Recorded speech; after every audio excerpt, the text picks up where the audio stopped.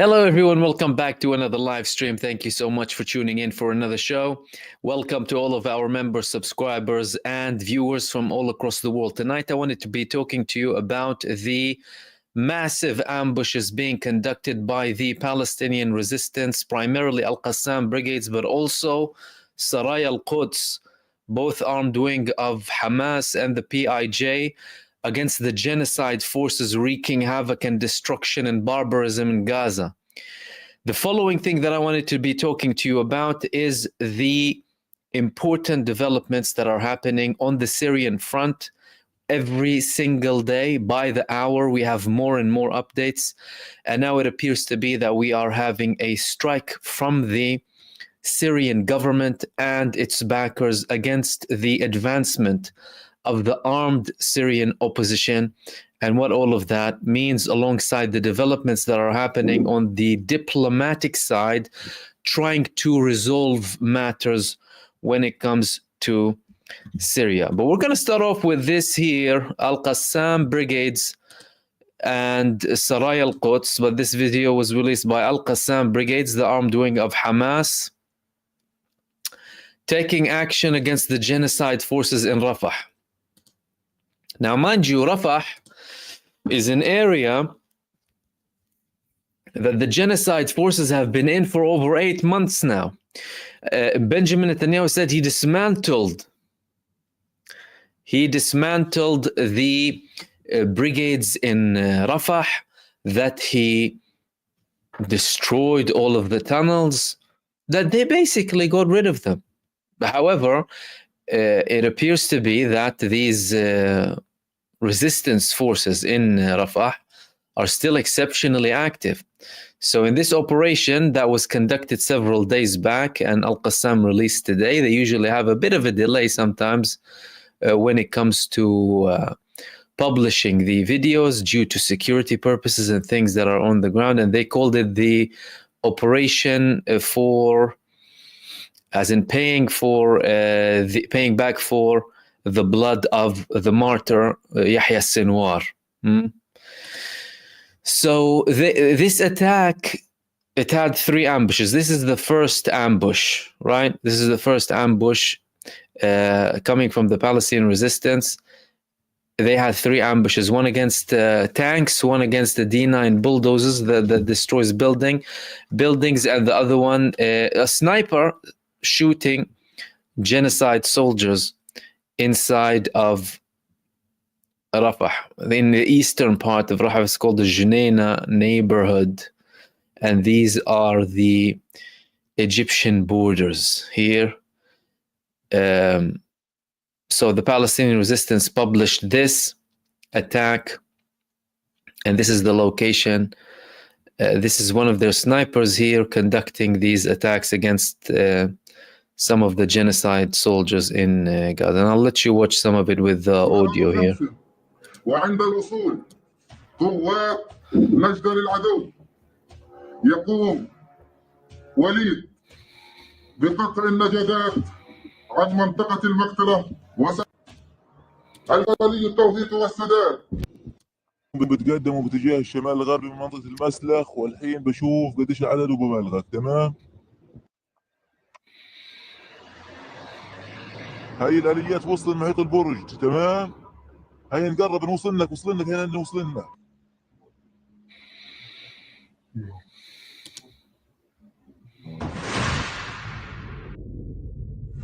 الله أكبر الله أكبر الله أكبر الله أكبر كمل الله أكبر لله الحمد الله أكبر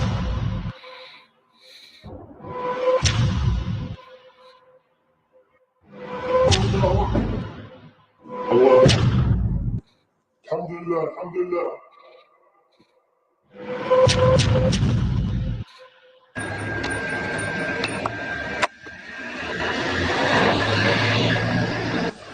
الله في سبيل ارتباط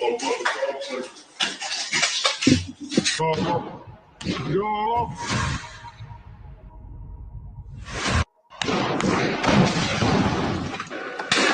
الله الله أكبر الحق اتكل على الله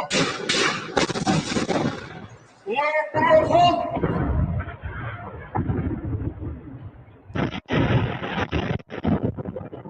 توكل على الله توكل على الله الله أكبر توكل على الله الله أكبر ولله الحمد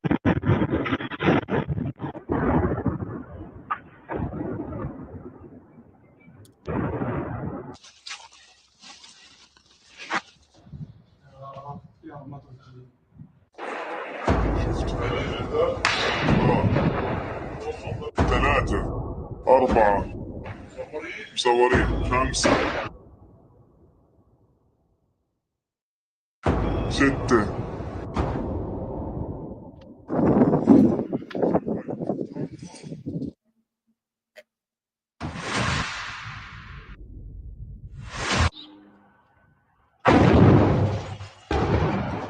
الله أكبر ولله الحمد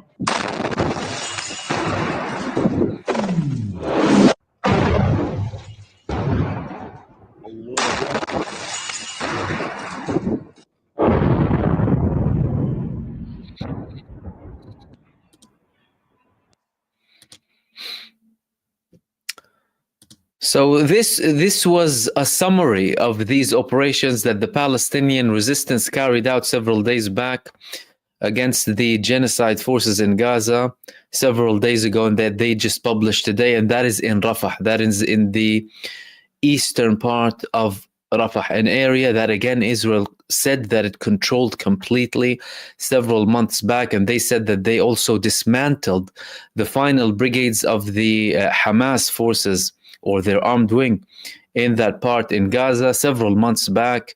And again, we are having these footages coming from these areas specifically, not only when it comes to Al-Qassam brigades, but for other resistance movements in Gaza as well. That indicates that, like in the north, and the north is more hardly hit than the south, we were still seeing images coming from the south targeting Israel at levels that are not less complicated and intense than those being conducted in the north. And what does that all mean when we're talking about this hopeful situation when it comes to a ceasefire? That means a couple of things. That firstly, the approach towards a ceasefire wouldn't have taken place altogether if it wasn't for the genocide forces in Gaza still getting hit and targeted by the Palestinian resistance. If they had no resistance in Gaza, they wouldn't call or require a ceasefire. They would simply continue to forcibly expel the population and complete or try to complete the ethnic cleansing campaign through continued massacres and starvation and barbarism in sadistic ways that we haven't witnessed previously in history, and got the deal done. Simple. They have plans to settle in Gaza. They're trying their luck when it comes to these plans. And if they had no armed resistance in Gaza, well, they would have implemented those plans from a very long time ago. So the first reason is, well, we're still facing resistance on the ground, and that's why they are going towards the negotiations. The second thing is, well, the Palestinian side, they are not stopping these armed resistance against this genocide army in Gaza for the sake of these negotiations.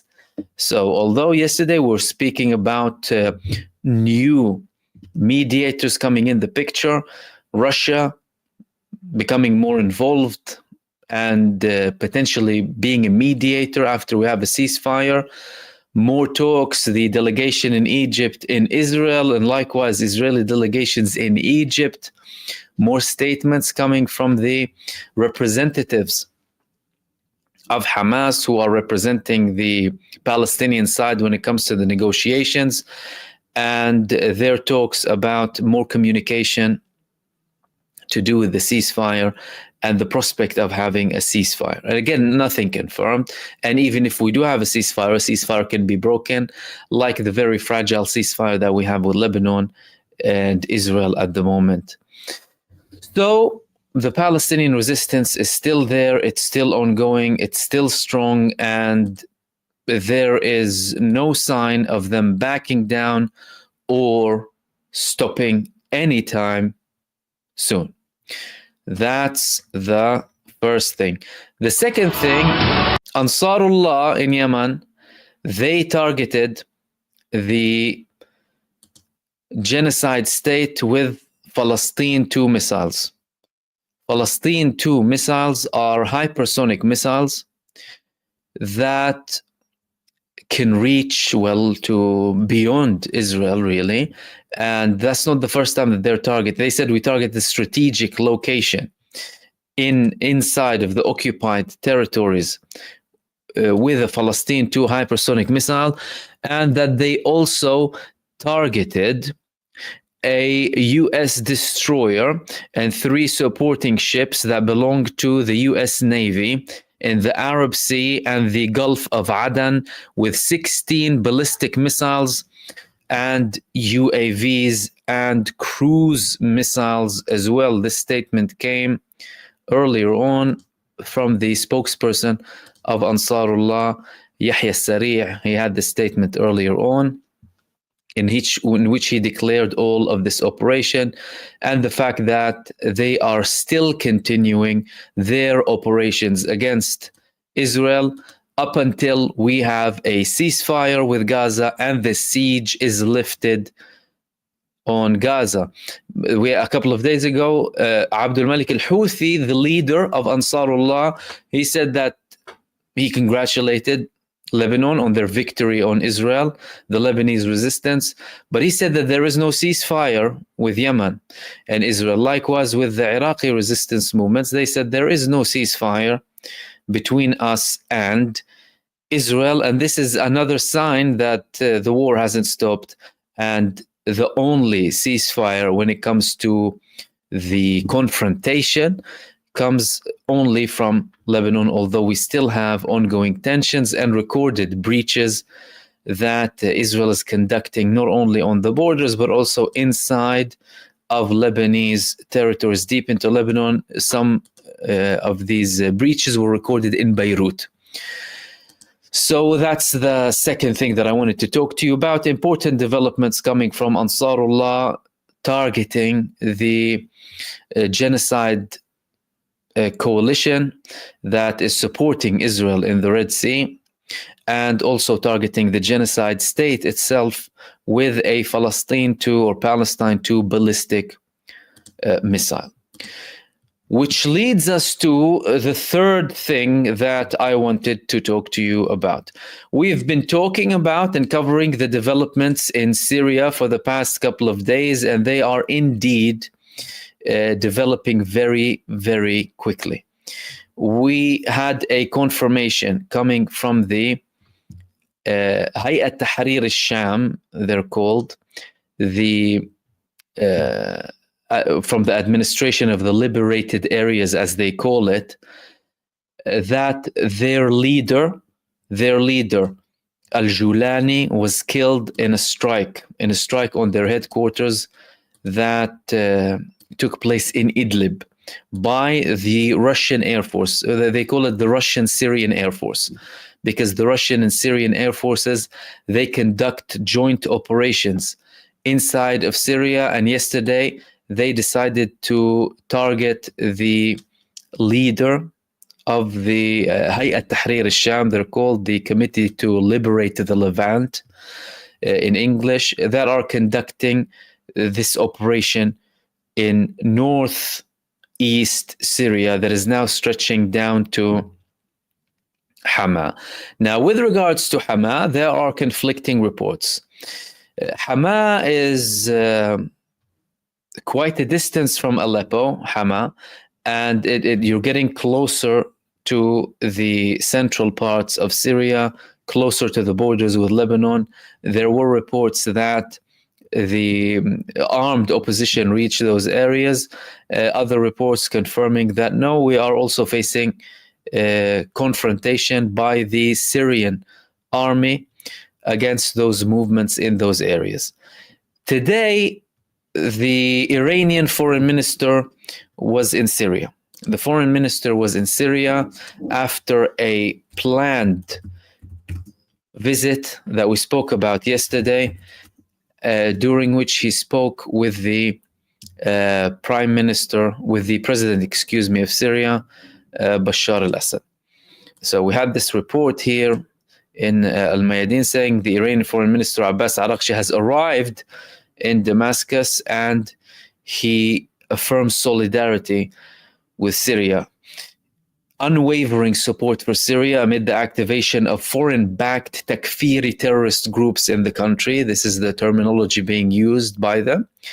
Araghchi and his delegation arrived in the Syrian capital on Sunday to deliver a message of steadfast support for the Syrian army and government from Tehran based on what he told reporters before departing. He emphasized that Iran sees no difference between the Israeli regime and takfiri terrorists, stating that we believe that following the Israeli regime's failures, the enemy is trying to implement its sinister goals of spreading insecurity in the region via the same terrorist groups.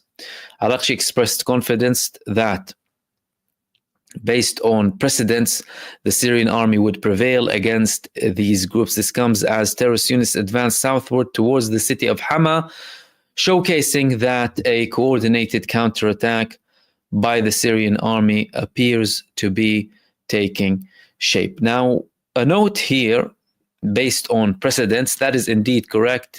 In previous times, there were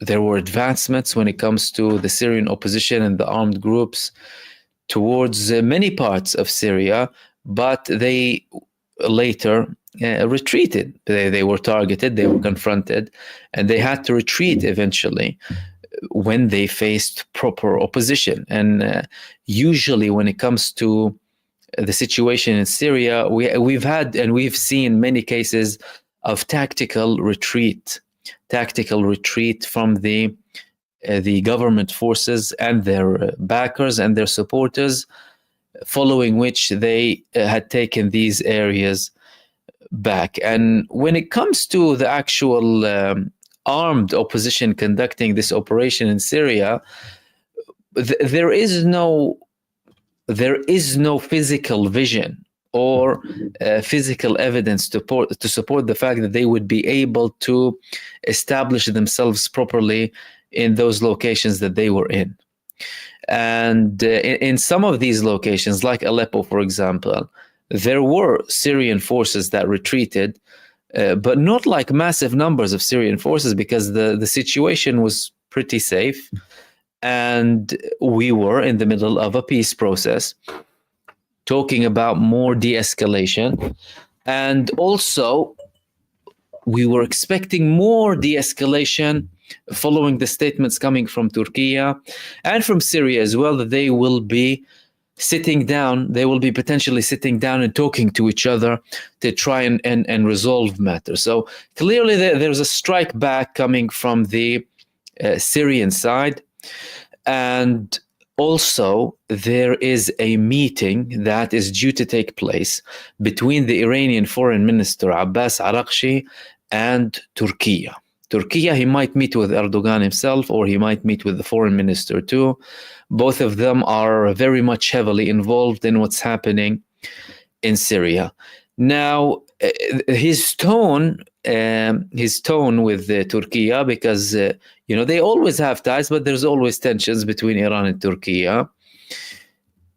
His tone could be one of the two. He would either be threatening Turkey from continuing this operation and warning them that they might receive more severe blows than they could have imagined, because previously, even in talks that happened in Astana and Sochi, Turkey always insisted on having these autonomous regions in the north eastern part of Syria, northwestern part, excuse me, of Syria, and sometimes they try to exclude them. However, the general agreement spoke about general de-escalation when it comes to these areas. So Iran and the backing the Syrian government, and of course Russia too, anyone supporting the Syrian government, they might be conducting attacks deeper into these territories. And the assassination strike that happened against the leader of one of the armed opposition movements in those areas came in Idlib. That's an area that they have been controlling for a while. That's been under their control, closer to the Turkish borders. And that also was trying to send a message to Turkey and these movements that, well, we've retreated tactically here, but that doesn't mean you're not going to be met with a fierce response. And before you think of advancing further, think again when it comes to the areas that you are in. And again, Turkey might cooperate in a positive manner with Iran. So far, they're trying to deny that they have any involvement, which is, I'm not sure how to describe that, the Turkish denial when it comes to their involvement with these armed movements. I mean, talking about people who have been trained, armed in Turkey. They've been allowed by Turkey to do that. As a matter of fact, there is no genuine reason on the ground or benefit for Turkey, who's backing these movements now, from this operation. And I'll tell you why. Because Turkey, the publicly known information coming from Turkey, the general theme is that their presence there is primarily against the Kurdish movements. This attack that's happening by the Turkish-backed, and when we talk about Turkey is in the NATO is the US and Israel, all of that, they're all together, This operation hasn't gone anywhere near the Kurdish areas or the Kurdish-controlled areas. The Kurdish movements, the Democratic Syria Forces, or parties aligned with the PKK, they're in the northeast. If Turkey's operation was primarily worried about that, well, then why didn't you go towards the east? Why are you going down Aleppo, Hama, Homs, and to Damascus and declaring that you all of a sudden want to liberate Syria? Where did that exactly come from now? Why the M5? Why the strategic lifeline from Syria to Lebanon? And why now? You see, all of these moves are extremely suspicious, and it's not convincing coming from Turkey to say that they are not involved or that they have nothing to do with it, because these people, firstly, are backed by them and trained by them. And the operation that they're conducting and the fact that it's not in line with the declared worries of Turkey in Syria, which is the Kurds, well, leads us to establish the fact that this campaign is primarily by Israel and the United States. No one else. It's for the sake of them. If the movements that they are backing, and Turkey has enough leverage on all of these movements to prevent them from doing anything, to force retreat, or to ask them to conduct an operation, they have the leverage on them because of the level of support on them. If they are enabling this operation that is happening on the strategic lifeline between Syria and Hezbollah and Lebanon, that means that this operation is 100% made in Israel and the United States. Absolutely 100%. Because they are supported by Turkey, and the operation isn't targeting the side that Turkey claims to be present or supporting parties in that area to deter, who are the Kurdish movements. They haven't touched them. As a matter of fact, they tactically started to coordinate with the Syrian government against this advancement of these forces. That means some of the Kurdish movements came west from the northeastern part of Russia, of Syria, excuse me.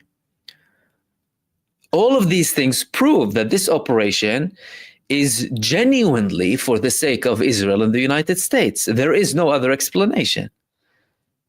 And it came 15 hours after Netanyahu warned Syria. And it came exactly after the ceasefire. And after Israel was forced to have this ceasefire following repeated blows from Hezbollah, who are receiving the majority of their missiles through Syria. Is there any other explanation? If someone else has another explanation, tell me. So, when we have more reports, and we're due to get more reports coming from the meeting of Arakshi and the Syrian President Bashar al-Assad, we're going to cover these. And we're also anticipating his meetings with the Turkish side. Let's hope that they try and reach a peaceful resolution here and focus on resolving internal matters in a diplomatic way, because like I said, we had a peace process, we had a long ceasefire in those areas for a while.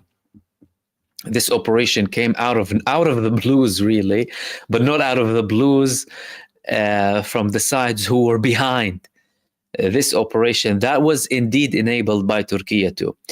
And there is a prospect of them reaching a solution with Turkey, but there is also another opportunity. And that opportunity is having a really big campaign that could take some time when it comes to Syria. And these were the main things that I wanted to talk to you about in this live stream. And again, thank you so much, everyone, for tuning in for another show. I'll open the space up for you. See if you have any questions. Bibil Baghdadi, thank you for your super. Much appreciated. And Muhammad Amiri, thank you so much. So long live all of the greater Syria. Hopefully all of it will be unified one day. So Remy is saying, Assalamu alaikum, brother Mahmoud, wa alaikum assalam wa rahmatullah. Are HTS support Hezbollah and Hamas or what? I'm very confused. And it's sad to see Syria again like that, inshallah. No, HTS or Hayat Tahrir al-Sham, they actually oppose Hezbollah very much, because Hezbollah declared support to the Syrian government, and they fought side by side with the Syrian government in certain locations. But they, of course, took away some of their forces after we started to have more escalation for them to fight the genocide state, to fight Israel, after Hezbollah participated in Al-Aqsa flood on the 8th of October 2023. So HTS, no, they make it no secret that they are looking to take down Hezbollah and Iran and Syria and Russia. So they are not necessarily, not necessarily, they are definitely against Hezbollah and Syria and Iran and Russia. And when it comes to Hamas, well, we have seen many footages and images coming from the armed opposition, or what it is labeled as the armed opposition in Syria, threatening Hamas outright. As a matter of fact, we've had confirmations coming from Syria that they conducted several attacks against the Quds brigade within the Syrian army. There's a brigade in the Syrian army called the Quds brigade, which is dedicated primarily for Palestine. So they killed them. And well, I saw some videos also of some of these movements stepping on the Palestinian flag and tearing down like images of Yahya Sinwar, because you see many of his images in some of these Syrian government controlled or where you have Hezbollah support inside of Syria. So they're not. And also, yeah, it is, of course, it's not nice to see Syria in that state, and we hope that things get resolved quickly so that everyone can focus on the genuine problems and the bigger problems that the nation is facing. And my friend Kirk also, thank you so much for your super. Much appreciated, my friend. Let's see if we have any other. If you have any questions, by the way, if you wouldn't mind highlighting them, by the way, just so that I won't miss them.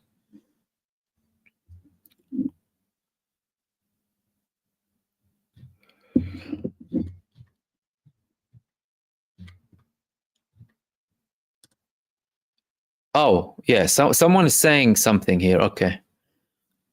That's one other thing that I actually wanted to mention with you.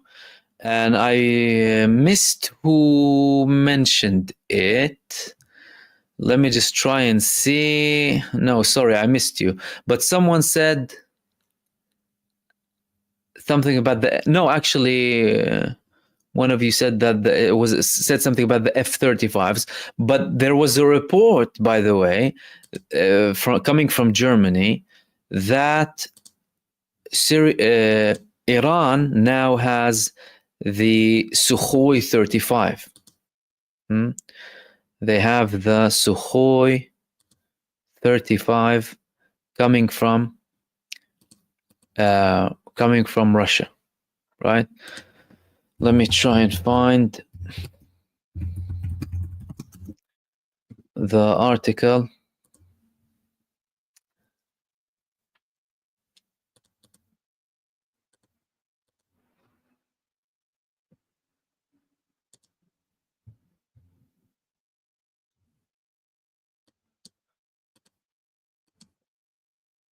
Yeah, I found it.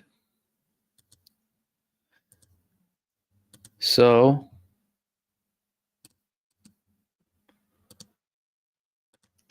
Iran receives 2 Sukhoi 35 SE from Russia. They only said that they received 2. Now, mind you, there were also previous reports that Iran got the Sukhoi 35 from, according to the German media outlet Flug Review. The handover took place in a private ceremony in the Komsomolsk on Amur aircraft manufacturing facility in Russia, in Russia's Far East. And they said that they received their first 2 Su-35 SE fighter jets on November the 18th, something that is signaling that we will be having more. According to the German media outlet Flug Review, the handover took place in a private ceremony. The 2 fighter jets were disassembled into several parts and transported to Tehran's Mahrabad airport using a Russian military Antonov AN-124-100 transport aircraft. Upon arrival in Tehran, the components were transferred to an airbase in Hamadan for reassembly, marking Iran's acquisition of its first 4.5 generation fighter jets. These jets are expected to modernize Iran's air force, which has relied on aging aircraft since the era of the Shah. Now, this is very, very important. I mean, especially with the fact that Iran, when it comes to air force, that's not considered their strategic weapon. And I don't think even with the arrival of the Su-35s or 35 SEs that they will become, the Air Force will become their strategic weapons. The strategic weapons of Iran in the short and medium terms will remain the missiles. They've decided that that's their strategic weapon. But this is a very, very important development, especially with the fact that their fighter jets are extremely old. I mean, you're talking about F-14 Tomcat, F-4. That's extremely old, and that would be a massive push for Iran, and that also signals the level of coordination coming from Russia with Iran. And we're also expected to hear about a very important development when it comes to an agreement. Some said it will be a defense pact between Iran and Russia. Let's go to your next question. What's happening with the PLO? What, the Palestinian president, Mahmoud Abbas? I don't know. He's probably having dinner somewhere. Seeing nothing from them, really.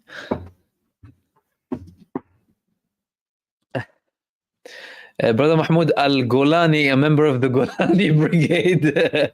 No, but his name as Julani is actually a reference to the Golan. But I don't know, maybe there was a coordination somewhere down the line.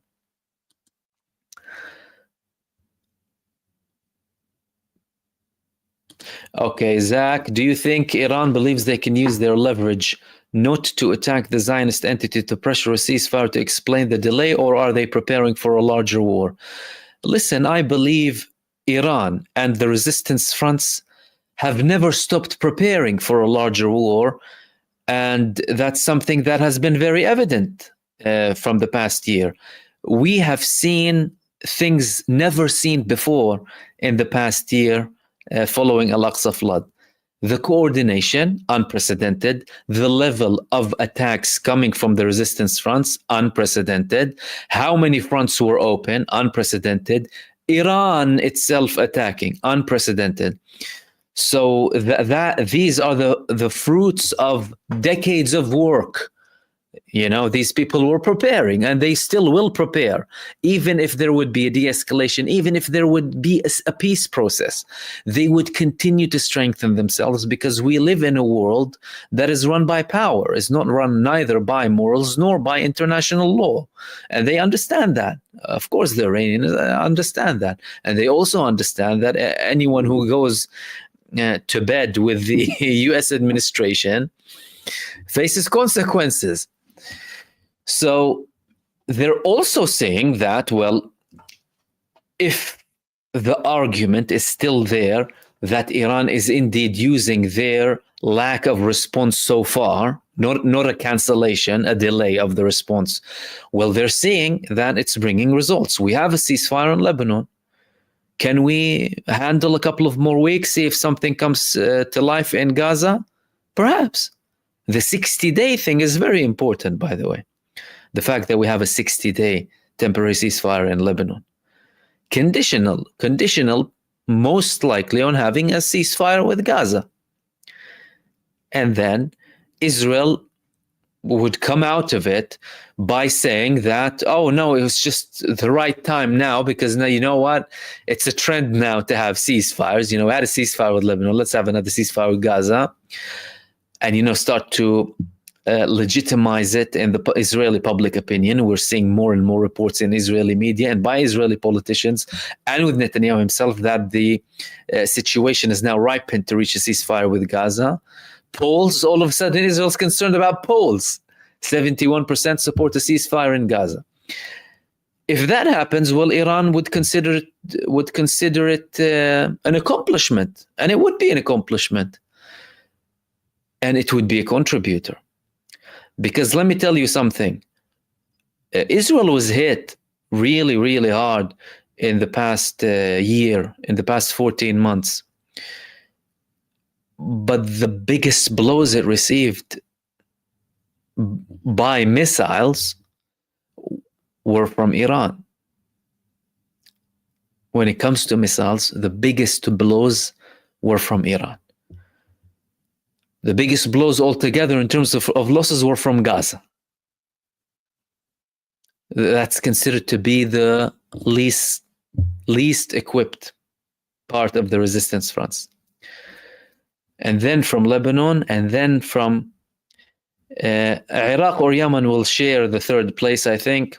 And then Iran when it comes to casualties. But when it comes to the actual blows, the impact, the after effects, the intimidation, which brings results if it's used as leverage to achieve political objectives, it has been very big. And after that, they can have something that, you know, they can respond to Israel with. That wouldn't necessarily increase things much further, but not to the same level that true promise would be if Israel did not go to an all-out de-escalation with all fronts, and primarily Gaza.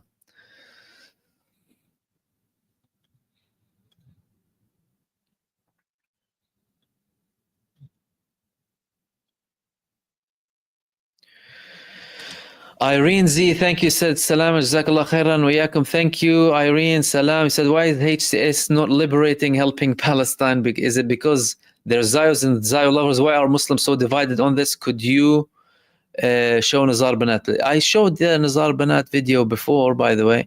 I mean, it's about 7-9 minutes. I don't think we have time to share all of it now. But the HTS, you see, when we talk about HTS or Hayat Tahrir al-Sham, which is a group of the armed groups standing up in opposition to the Syrian government, you're talking about a movement that is a continuation or an evolution from Al-Nusra Front. Al-Nusra Front is a continuation or an evolution of Al-Qaeda. We know what's Al-Qaeda's ideology. And of course, there's a difference between Al-Qaeda before and after Osama bin Laden, by the way, because there was a lot of manipulation when it comes to Osama bin Laden himself, especially when it comes to the 9/11 attacks and the fact that he denied involvement. And then later we had lots of manipulation in the name of bin Laden himself. But Al-Qaeda as an organization that has been supported by the United States and Western powers for a very long time. And well, I mean, we don't need to start defining Al-Qaeda. You know Al-Qaeda very well. But I had to point out the differentiation to before and after 2001, because there have been differences, and you're not talking about an organization that has transparency. I mean, no one can really claim who's actually leading the organization itself, exactly who are they. Everything is shady and dodgy. And that's a typical organization that is infiltrated and rotten from the core and run by, literally, Western intelligence agencies. And I shared with you the email from Jake Sullivan yesterday that was sent to Hillary Clinton in 2012 saying that Al-Qaeda is on our side in Syria, alongside, of course, other statements coming from Western powers when it comes to Al-Qaeda and Al-Nusra Front, basically supporting their campaign in Syria. Now, what does that tell you? Well, that tells you that these organizations are supported by the countries that are only interested in wars and war crimes in the region. And you can never, by the way, split that. You can never split. A movement from its backers. They're inseparable. If you have a movement that is totally independent and self-sufficient and this and that, then we might have another argument. But if we talk about a movement funded, supported, money, weapons, and enablement by the United States administration and Israel and NATO, Israel treating the wounded of some of the armed opposition, speaking with them, calling them fighters or rebels. Do you know what I mean? And these things are important, HTS is called HTS now. Well, they were Al-Qaeda and Al-Nusra Front, and we all know who Al-Nusra Front and Al-Qaeda were, and who ISIS were. And there are still links, by the way, organizational. That's if you can have a definition on the organizational structure of someone like Al-Qaeda, for example. And that would answer, well, why are they not liberating or supporting Palestine? Have we seen anyone firing a bullet from these movements? You see, historically, we have seen some of these movements in Arab states rushing into, and sometimes the states themselves in Arab countries, whenever there's a problem with another Arab state or a Muslim state, all of a sudden you'll see them rushing. But when there's a 76-year-old occupation and genocide next to their door, oh no, where are you, international community? So, and why are Muslims so divided on this? I will tell you simply why Muslims are divided on this. Because of sectarianism. Because Muslims have problems with sectarianism. Sectarianism is something that it goes against the religion of Islam. That's number one. There are no sects in Islam as a religion. Fact. It's man-made. Sects are man-made when it comes to the Muslim world. And secondly, there has been an extremely offensive campaign, an intense campaign based on that sectarianism that was made by the people and does not origin in Islam as a religion, as in Islam as a religion. They order you, it orders you not to divide. It says people who divide, they have nothing to do with the Prophet, peace be upon him, or the religion of Islam. And it compares people who divide to idol worshippers, by the way. And all it takes is to read some Quranic verses. But there has been a campaign. There has been a campaign, and that campaign was funded heavily.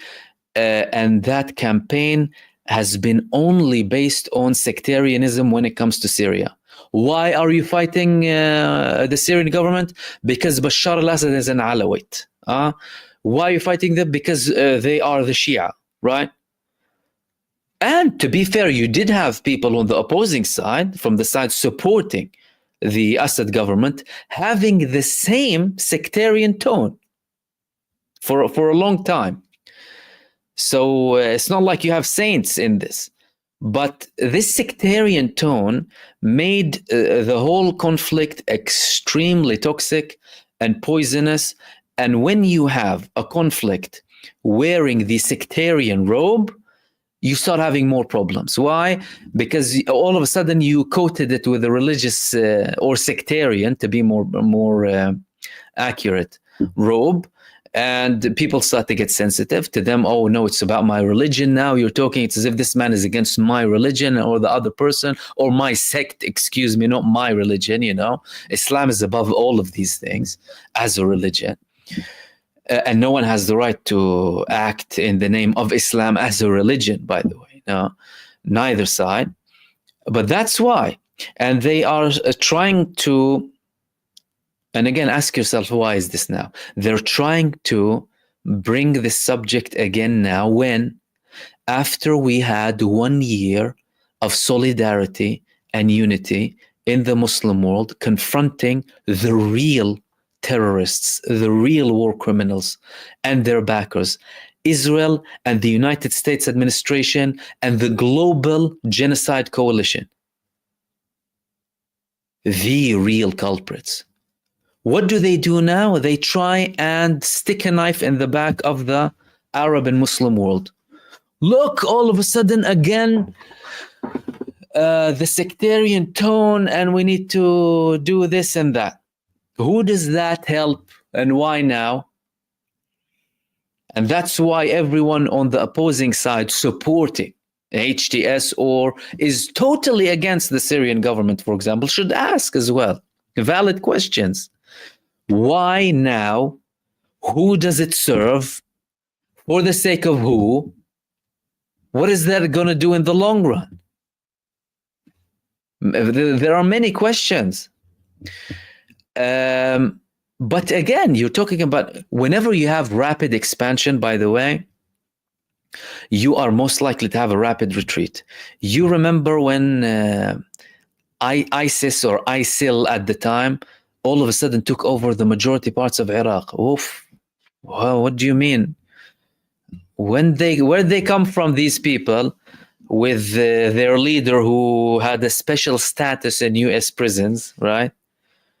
And maliciously calling himself Abu Bakr al-Baghdadi, right? Nickname. All of a sudden, all of this expansion and this global campaign and ISIL and of course to you know, push for the Islamophobia and internal conflicts and funny enough, in 2014 we also had an escalation. We had a 52-day campaign in Gaza. Well, massacres. Over 1,400 people were killed, were martyred, over 5,000 wounded. Destruction. It was very, very bad in 2014. Nothing compared to now. Well, not nothing, but very much less.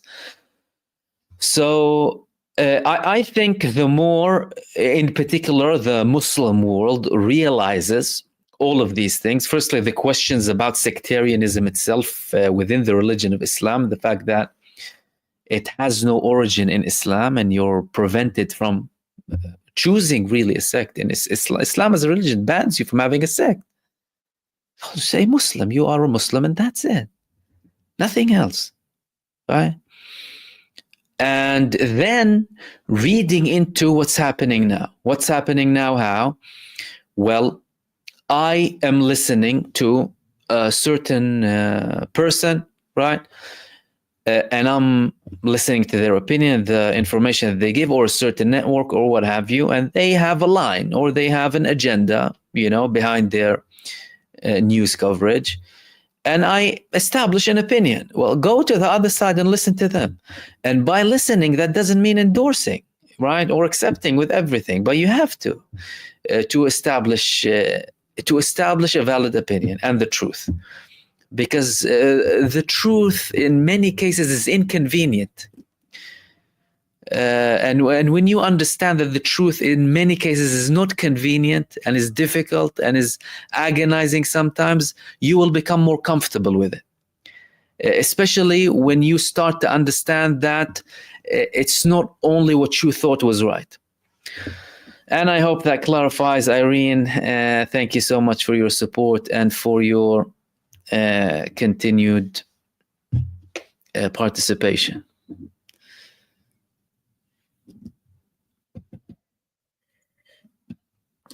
And Perceived Reality is also asking, Mahmoud, who supports HTS in Syria? Turkey, the United States. We have NATO support as well, and Israel. Now, listen, there has been something very interesting that happened. Before, some of the Arab states used to have a more rough stance when it comes to the Syrian government. Saudi Arabia, the UAE, other countries, all of a sudden you have condemnation. Saudi Arabia, we heard statements from Saudi Arabia, or coming based on reports from Saudi Arabia, confirmations from countries like the UAE, even Jordan, Algeria, not very surprising, but Egypt too, all of them showing solidarity with the Syrian government. That was not the case 10 years ago. The Arab League expelled Syria. And there's clearly a shift within Arab states, even some Arab states who might get criticism, validly, by the way, for their position against, or when it comes to the genocide. But that's a development. That's a very important development. And I think more and more people are seeing through some of the movements that are being pushed by the Turkish government.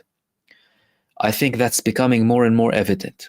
Now, it has been evident to some people from a very long time ago, but I'm saying more countries, as in officially, are realizing that and seeing that.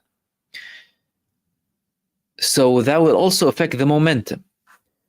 And when it comes to Erdogan, backstabbed the resistance. And he said traitor Erdogan is helping Netanyahu with his sinister ambitions in Syria. These are valid comments, right? These are valid comments.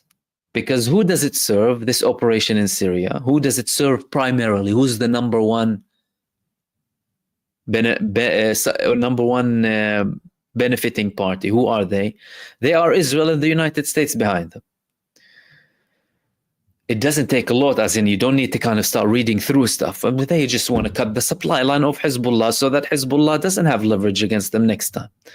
And so that next time they can advance to Beirut without complications in the occupied territories and with potentially less capabilities inside of Lebanese territories. No, not by the way, even if Hezbollah had less, that they will not succeed against Israel. It might delay certain things, but you understand what I mean. You're talking about hitting the resistance.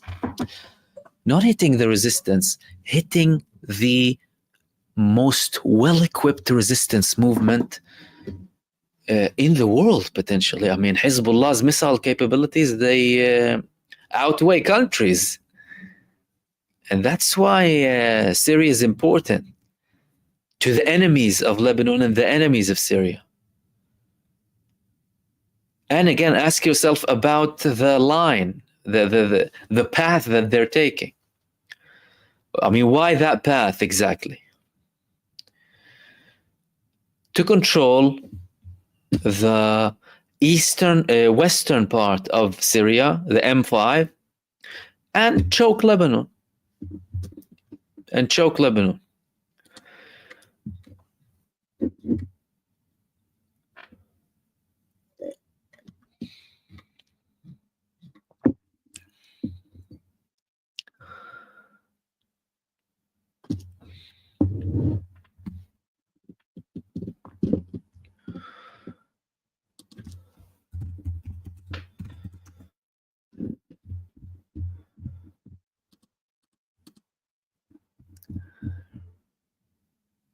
And Tristan, thank you so much for your super. Tristan, and who else? Let me just see quickly. Tristan and Kevin and Khalid Razak, thank you. Tristan, you said Turkey is openly duplicitous. How can major powers in BRICS deal rationally with Erdogan as he is unpredictable, not behavior that great nations do?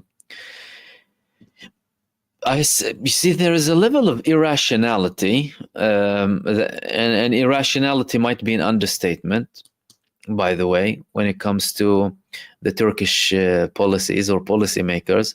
And that's why he had people leaving him, Erdogan, when it comes to these behaviors. And there have been many, many signs in the past 14 months that Turkey as a state has been taking positions in the favor of Israel. And when it comes to their support of the Palestinian side, indeed, we had relief or humanitarian relief, verbal support, including for the resistance and justifying and legitimizing the resistance. But on the other hand, doing other things that contradict the statements. Militant statements such as, we might attack or we will attack militarily Israel and what have you. And the BRICS nations will deal with them as they have dealt with them before. And Turkey, guess what? He will take a step back, Erdogan, by the way. He sometimes will have a few years of conflict or tensions with this and that, all of a sudden change positions. And usually after leverage starts to become implemented against him, by the way. And the perceived reality also, he said Russia and Iran intend to sign a comprehensive treaty soon. Lavrov said the treaty will include defense cooperation. Your thoughts? I think my thoughts, Iran has a powerful ally. I think my thoughts is that's great. That's absolutely great. I would hope to see a defense pact or a very strategic, strong, solid strategic agreement between countries, multiple countries in West Asia, with Russia and China too, to create a deterrence against the US hegemony and its proxies. It's necessary more than ever. And again, this treaty, if it's a defense pact, it's, I don't think you can get more strategic than that, because they already have cooperation, they have military cooperation, but a defense pact usually means both countries will support each other in case of war. They already, of course, have the economic cooperation. They can bypass these reckless sanctions that the US arrogantly imposes on the world. And now you even have Trump trying to threaten with 100% tariffs. Who do you think you are? And who do you think your country is? They think they can dictate how the economy of the world is run. So arrogant, so bloody arrogant, these people. And he doesn't realize that he's also going to be hurting the American consumer. Do you mean 100% tariffs? Stop dealing with you. Who cares about you? There are other markets apart from the American market. You see, the American leaders are still delusional, still in the days of the empire, right? Like some other leaders of other ex-empires who are still delusional about their past empire. Dude, you're done. We're seeing the development of a more equally positioned international system, right? More equal distribution. So I think this is very important, and I hope they're successful with it too. And I also hope that it would be a deterrence against more wars, because guess what? The weaker countries in West Asia were, and the weaker countries are in general, the more opportunity they had and the more the risk they had of having a war being forced upon them. Not when they have deterrence, though. When they have deterrence, it's a different story. So power can deter war. And I hope that's what this would do, deter war. Because the last thing you want is actual war. And that might do that. Listen, they're trying their luck with Russia, but now, listen, Zelensky himself is saying, I'm willing to give up territories to Russia. You know, we have statements confirming. I mean, the United States is trying its luck. Reckless, very reckless, could lead us to a world war, or not a world war, we might be in a world war already. But a nuclear war. However, agreements like that might actually de-escalate tensions. And that was from perceived reality. Thank you so much for that.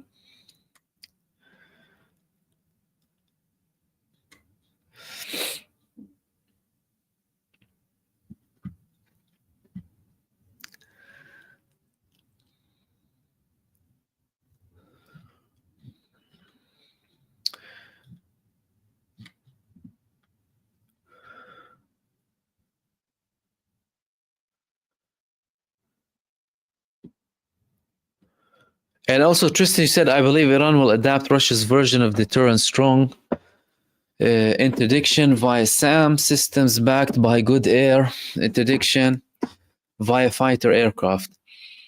Well, it appears that things are going that way. Iran already proved that their air defense systems are exceptionally capable. They were faced by F-35s and F-22s and F-16s in the genocide state's attack on them, and they didn't even dare. And there were reports that their radar systems locked onto F-35s as well during that attack. Don't underestimate any of that. You're talking about a very capable and very powerful country. And if they have this agreement with Russia, that would be perfect, because then you would have more coordination, more deterrence, and potentially less wars. Because like I said, when these countries are weaker, they'll have wars. Western countries will go and attack them.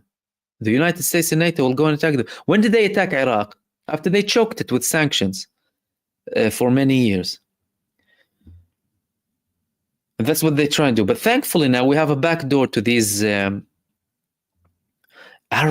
really arrogant and baseless sanctions that they impose on people, by the way. When you talk about the United States, this is what many people don't know. When the United States and some Western powers talk about sanctions against another country, you're affecting the livelihood of innocent civilians, by the way. These are the people who primarily suffer. Just because your country wants to force or impose its political or economic will on that other country. Arrogant, exceptionally arrogant. But yeah, I think the agreement between Iran and Russia would be very good, and they've already proved to everyone in the world that they have already exceptional high levels of coordination, and that in itself is a deterrence. That in itself is a deterrence. And Kevin, Mahmoud, does the ceasefire allow IDF to go further into Lebanon? No. The ceasefire says that Israel needs to gradually retreat from all of the areas that it's present in, occupying. Well, if you want to call it occupying, so I was saying present in South Lebanon. And the only thing that we have seen is retreat so far. We haven't seen any advancement. Saying that, they've already breached the ceasefire multiple times, and these breaches were recorded by the Lebanese army.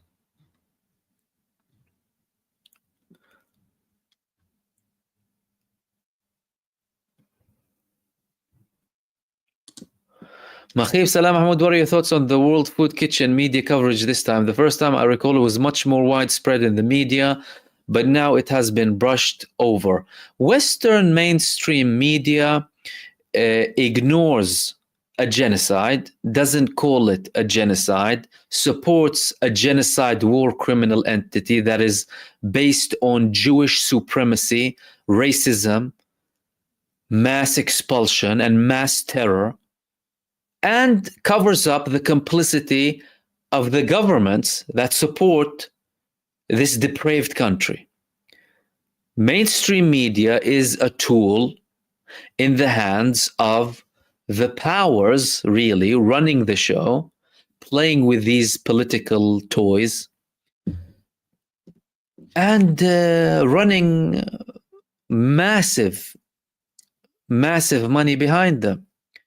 It's there to manipulate you, make you more ignorant, in many cases emotionally charge you the wrong way, and prevent you from supporting causes that are as clear as the sun. So of course they would ignore World Central Kitchen. They would ignore it. They would ignore their own citizens being killed by the genocide state and act as if it's normal not to condemn it. They wouldn't emotionally charge their own population or, spread massive outrage or put anything in the headline. Because mainstream media is your enemy. Mainstream media is one of your worst enemies. So you need to be very careful when you listen to mainstream media. You're constantly listening to someone who wants to manipulate you and have control over your mind and soul and corrupt both of them. So you need to be exceptionally careful. And thank you so much for that, Mahib.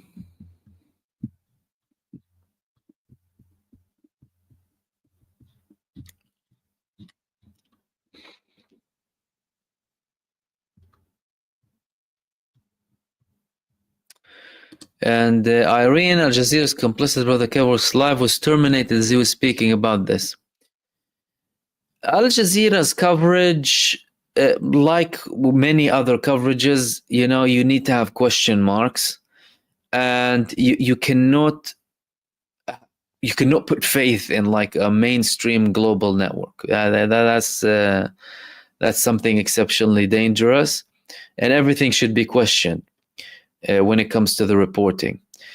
And Kevork's live was terminated. I haven't seen that it was terminated. I saw him still posting, and I will be having him hopefully in 2 days' time. On Tuesday night, he will hopefully be with me, inshallah, to discuss the situation in Syria too. And guess what? Even if the live is terminated, we'll record it and we'll publish it. No problem. Ban it somewhere, post it somewhere else. No problem. And thank you for that, Irene. And Kevin also, thank you, super. I hope I answered that. You asked me again if it would allow Israel to go deeper into Lebanon. I hope I answered that for you. Okay, Pete DeSalvo was asking a question that many people are asking, right? Why would the resistance or anyone have a ceasefire with Israel? It only gives them an option to regroup, rearm, right? And arrest their murderers. And thank you for that, Pete. To that, I would answer, it gives the other side time to regroup, rearm, and rest their freedom fighters. It's not a one-sided thing. When you have a ceasefire, the other side is resting, rearming, preparing, and regrouping. Simple. Both sides need a rest. Both sides need a breather. And also, don't forget that there are people suffering. You know, no one on earth, not me or you or anyone, is entitled to tell the people of Gaza, oh no, you need to continue. These people have been facing the biggest war crimes and biggest sadism from the sickest nation on earth for the past 14 months. Israel enjoys torturing the Palestinian people. They're sick. Sadistic stuff, putting TNT in canned food, sand instead of sugar or wheat. Do you want me to start? I wouldn't stop if I start. Right? They need a rest. These people deserve to live. These people deserve to live under a roof, have access to water, have a healthy nutrition, educate their children, strive to get a living, and get health care. And no one is entitled to say that, no, they shouldn't have a ceasefire. No one. They need a ceasefire. And again, a ceasefire is not the end. We will not see an end to this conflict up until Israel, as a genocidal, supremacist, racist, terrorist entity, is wiped off the face of the earth and is replaced with a democratic state that implements justice, or a much bigger scope of justice than what we have, equal human rights, and basic elements of democracy. No, it's not going to stop. And that's something that we all need to understand. And thank you for that, my friend.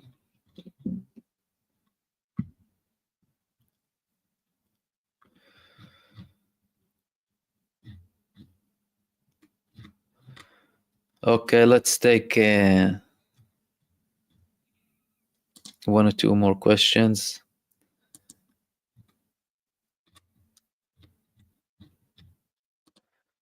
Okay.